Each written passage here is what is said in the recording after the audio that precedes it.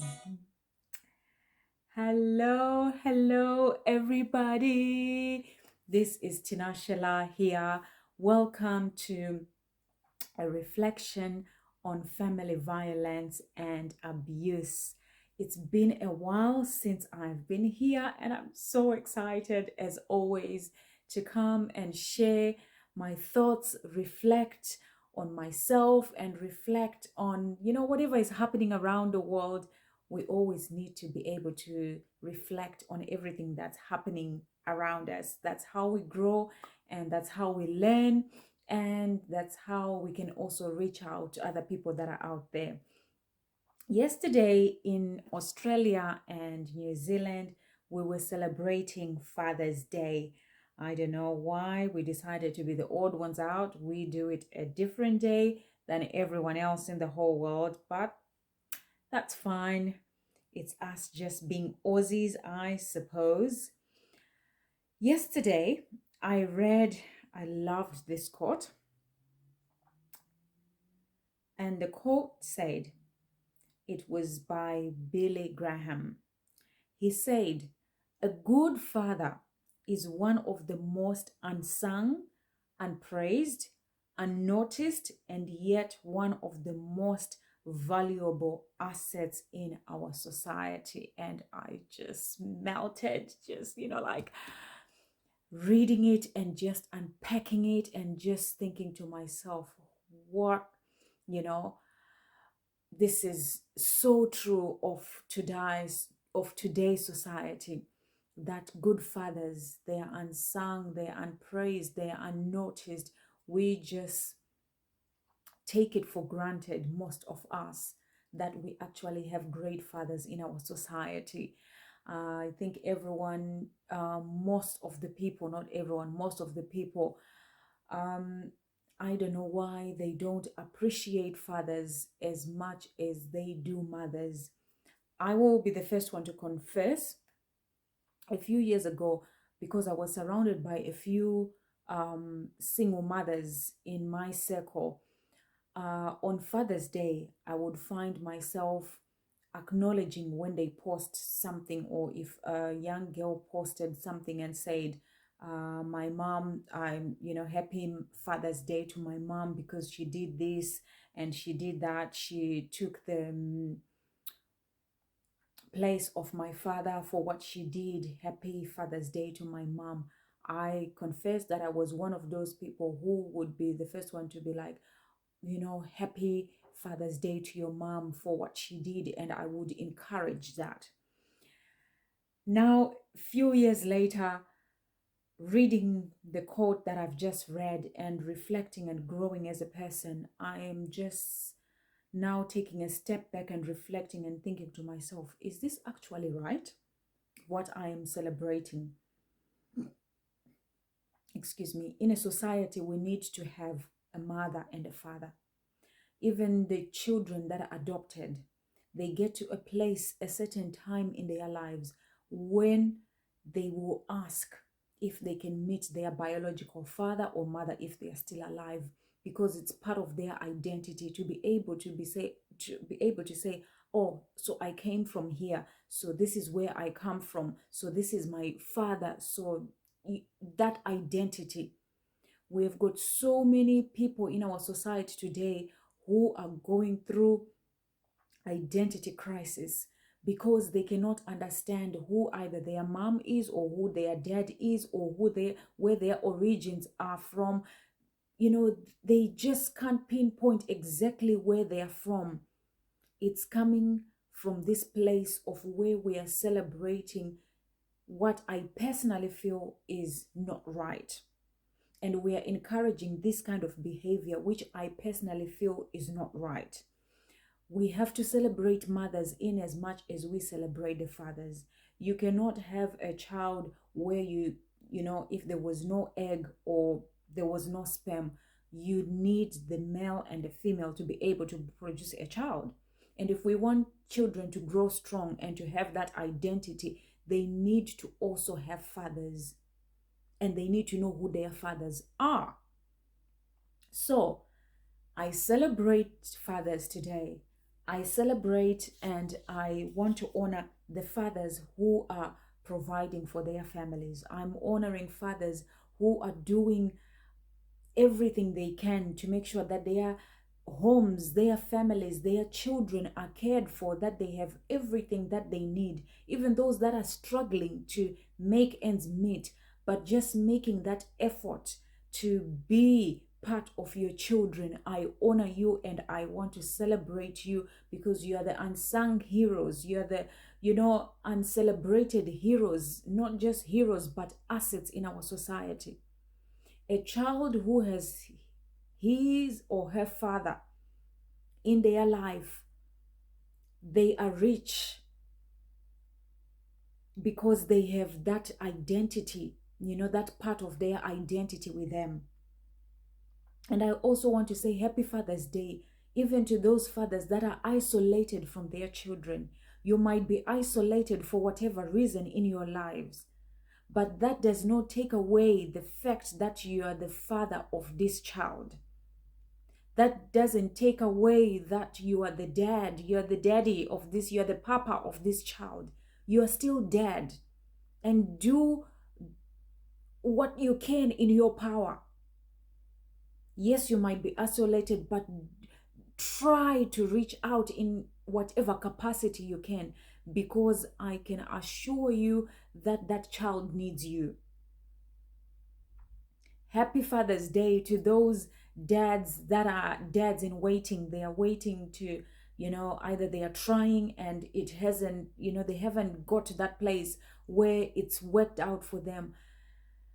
I celebrate you because I know what that feels like, to be in a process of trying and waiting and not knowing when it's going to happen. So to the dads, don't be discouraged.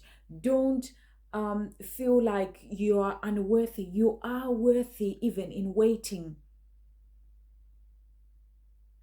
Even though, you might see all these pictures and things. Yes, let those who have it for now celebrate with them. But even you, as you are in waiting, also know that you are worthy.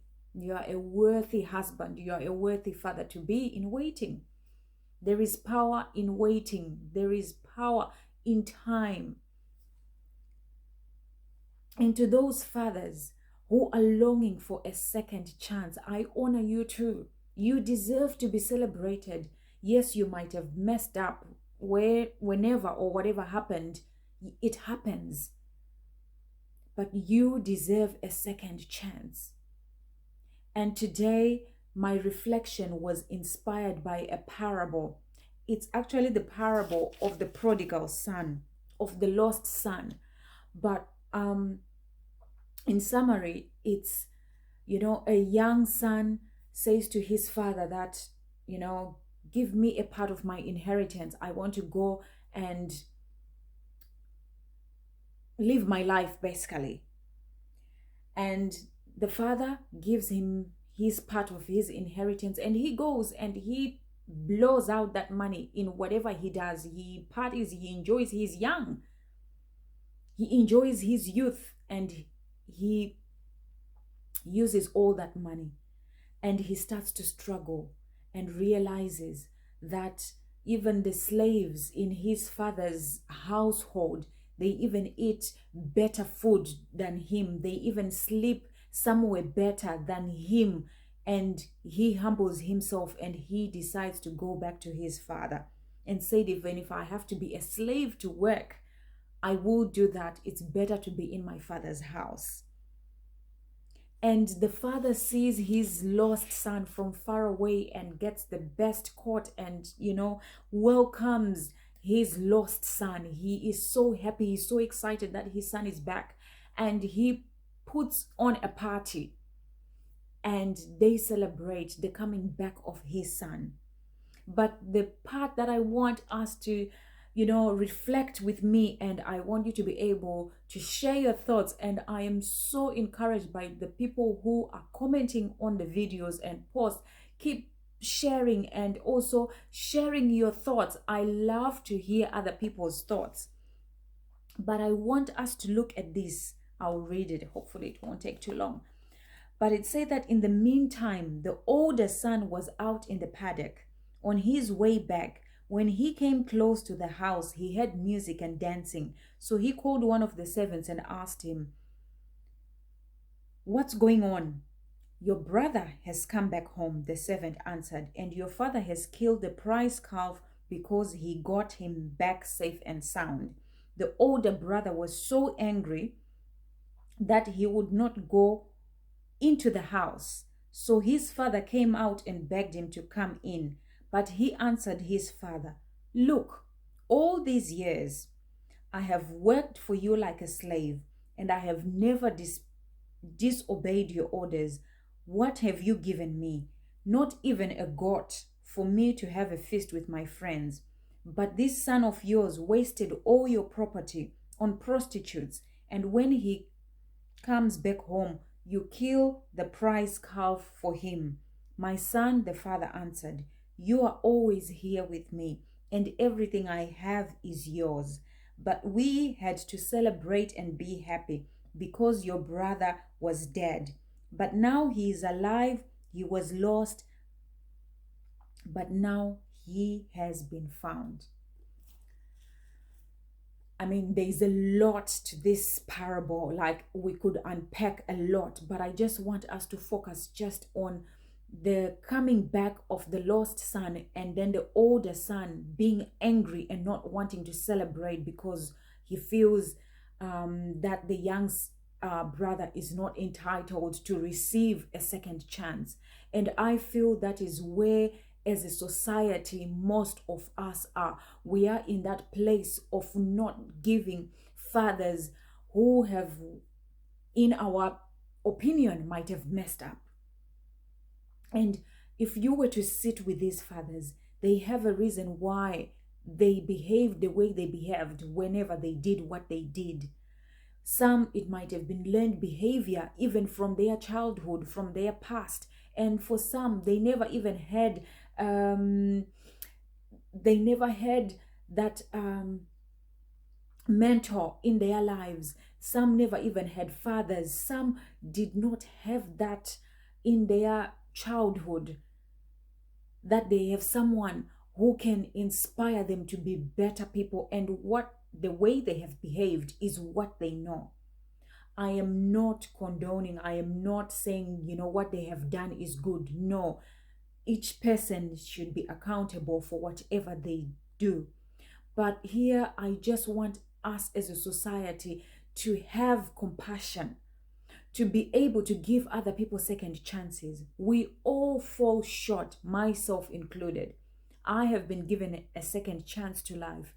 If, God had not given me a second chance today, I would be suffering from shame. I would be suffering from anxiety. I would be suffering from guilt from the things that I did in my teenagehood.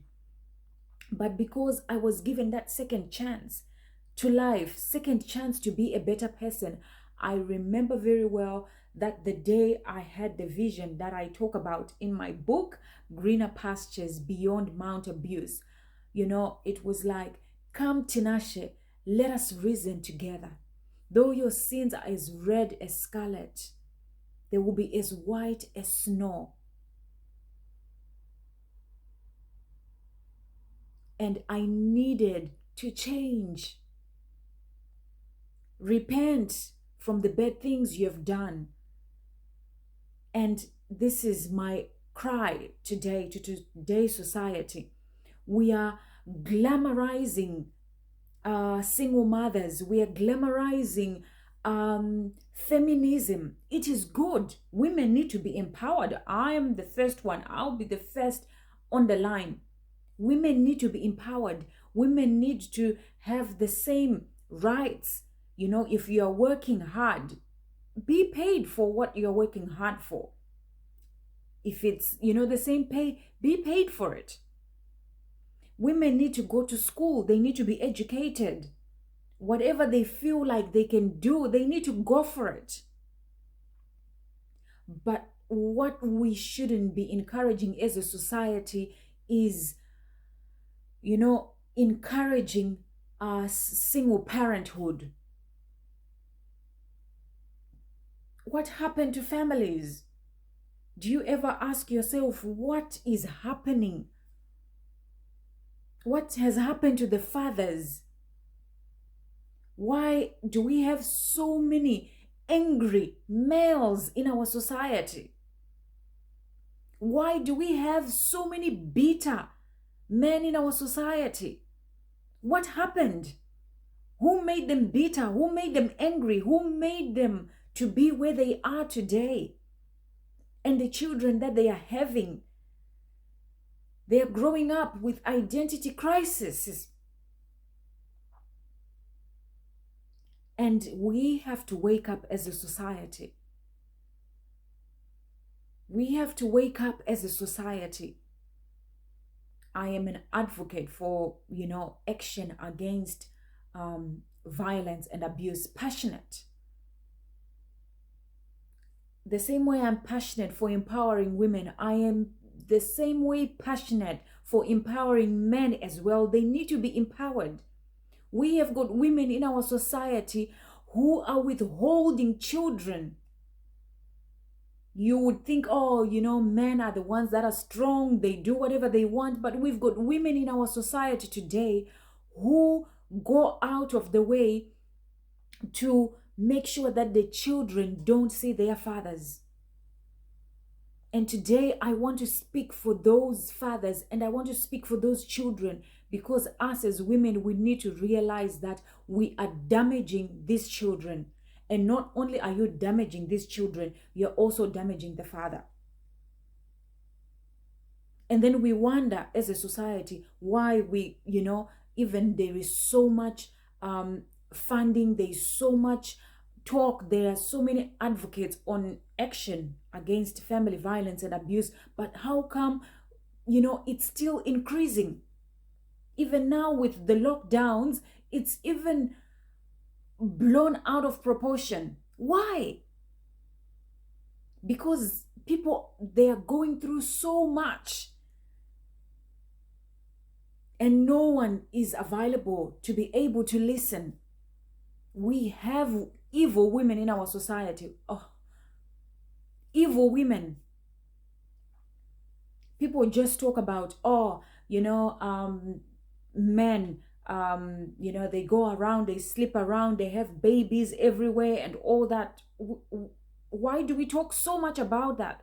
But who talks as well about those women who are having all these children and they are lying to these guys, to these fathers, to these men, and saying that this is your child? And these men take care of these children thinking it's their children, and then one day only to realize that they are not even the fathers. We shouldn't have one-sided conversations. We need to be able to sit down together and say, let's make things better. Let's make things work. And how are we going to have that? Only when we have balance. We need to have balanced conversations. We need to have balanced families. If your relationship with the father of your children doesn't work, and I'm not including, men or women who are violent, that, they can violate or abuse the children and they become a danger. Those are the ones we need to protect the children away from. But relationships where a woman and a man, they are not compatible for whatever reason, either, you're just not on the same page and you just realize that this relationship doesn't work for you and you go your separate ways. That's you. You are not compatible between the two of you. But if you have children, make it work for those children, because in our society, we've got lots and lots of damaged children. And it's going to take generations and generations to make it right. But if we start today, if we start now, realizing that not only do we make ourselves better, but we also make children better. If your relationship doesn't work, that's fine. Acknowledge that okay, we've tried and it's not working. And if you end up reconciling, great news. But for the sake of your children, make it work. I mean, we are living in a society today where you've got children in high school, primary schools, cutting themselves because the pain is unbearable of what they are going through. So you wonder, where's mom? Where's dad? Is someone listening? Because all of us, we want someone to be able to listen to us and say, I understand. But if at home things are, there's fire and there is knives and there's things happening and commotion and chaos, how can these children feel safe and have a space to be able to open up and share what they're feeling? I really, really, really want to stress this out. If your relationship doesn't work, it's okay.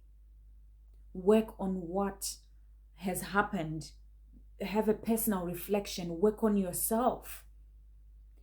But do not put the children in the crossfire. Do not withhold your children from the other parent. Now look at what we see. A father or a mother taking the child and committing suicide with children, so that because they think maybe I'm the best, the father or the mother cannot even take care if I'm gone, so I will go with this. How selfish. How narcissistic is that? What about the other parent? Don't they have a say? And this is where this parable comes.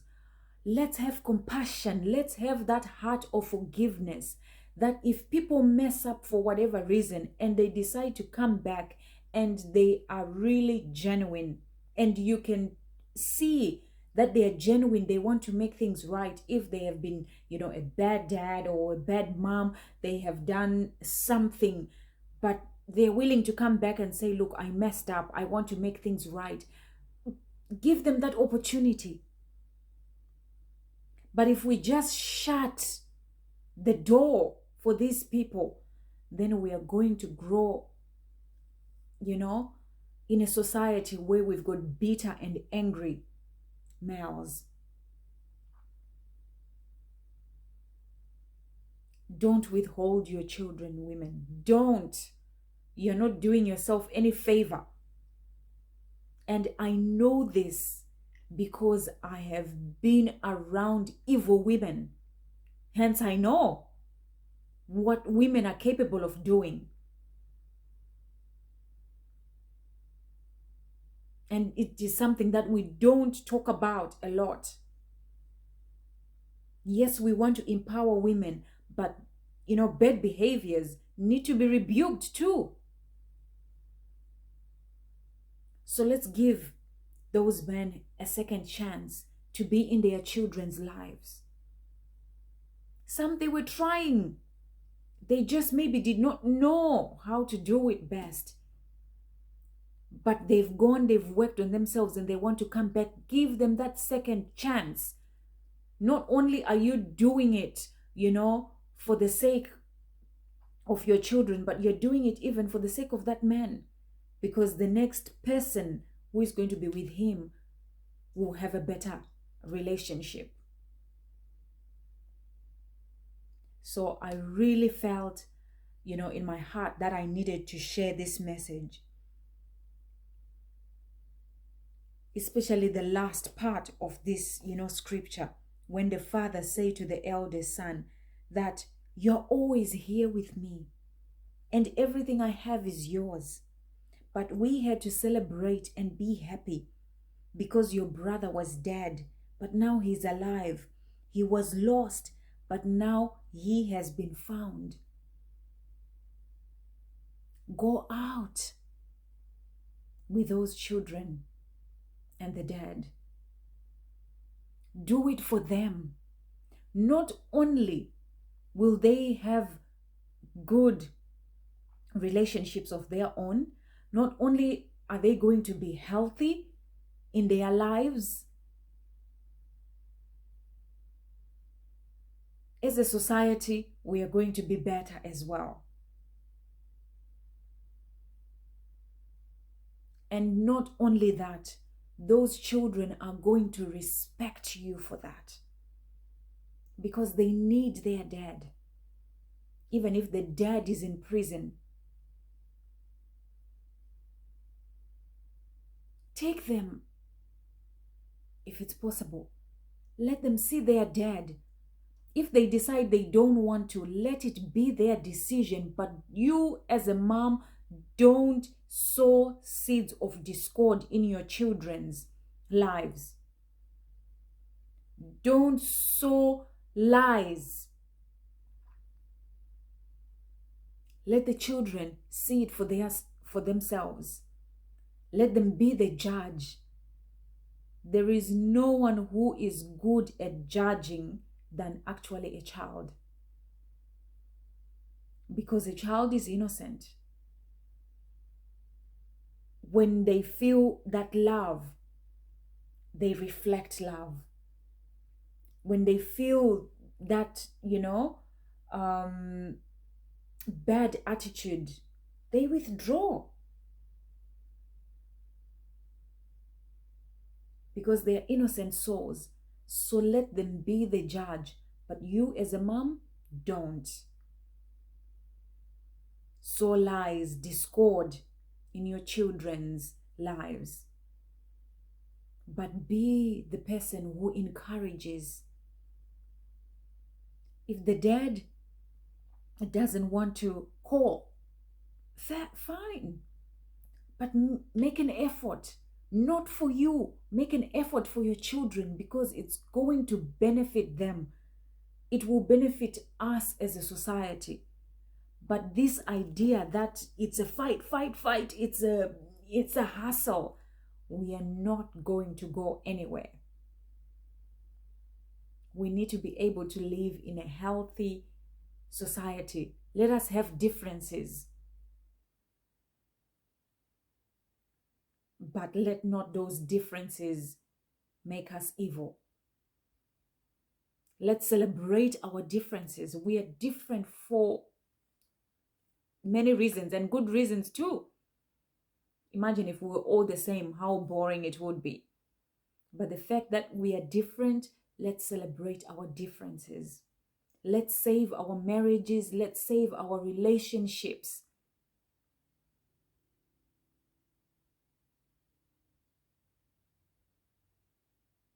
And until next time, my name is Tinashala. Happy Father's Day. Mwah.